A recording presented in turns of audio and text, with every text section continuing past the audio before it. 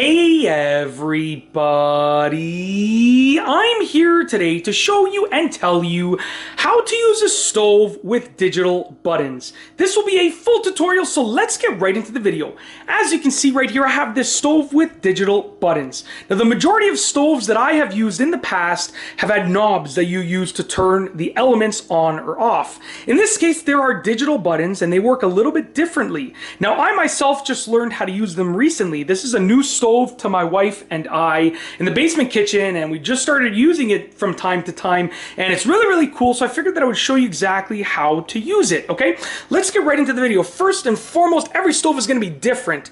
This is the demonstration for this LG specific type of stove, but they'll probably be very similar, so you can probably take these instructions and apply them to your own stove as well. In this case, HS on the screen over here means hot surface. So it means that the element is off, but the surface is still hot, just on a side note. So to turn on one of the elements, okay, what you want to do is just push the on or off button. Okay, I'm going to push on, off. Okay, as you can see, it flashes, and if I push the up, it's automatically going to go to a high mode. And then I can push the minus or the plus to adjust the level. So you can see right here, it's on, and we're just adjusting the level. Okay, now I can turn it off as well, just like that. And if I turn it on again, but if I push the minus first, it goes to a low mode, and then it can start from the lower numbers. And you can see it goes in smaller increments with the lower numbers, which is really cool. Okay, and then as you can see, once it gets past 3, it goes in half number increments. So it starts off with the 0.2s and then it goes to the 0.5s. I'm going to turn that off. Always make sure when you're done using your stove, obviously turn it off. I'm going to say it anyways though, even though it probably goes without being said. Obviously make sure your stove has been turned off, okay, when you're done using it. Now the reason HS didn't appear over here is because I only turned it on for a brief moment, so the surface is not hot enough to trigger the hot surface indicator.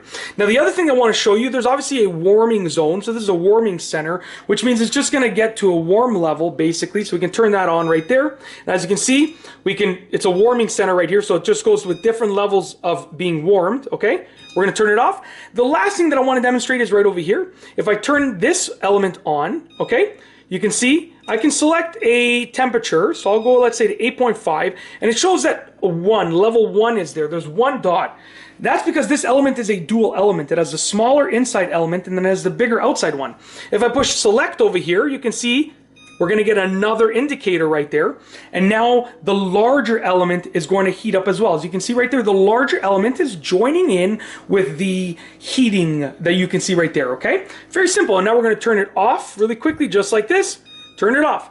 And like I said, as you can see right there, so this surface got really hot really quickly.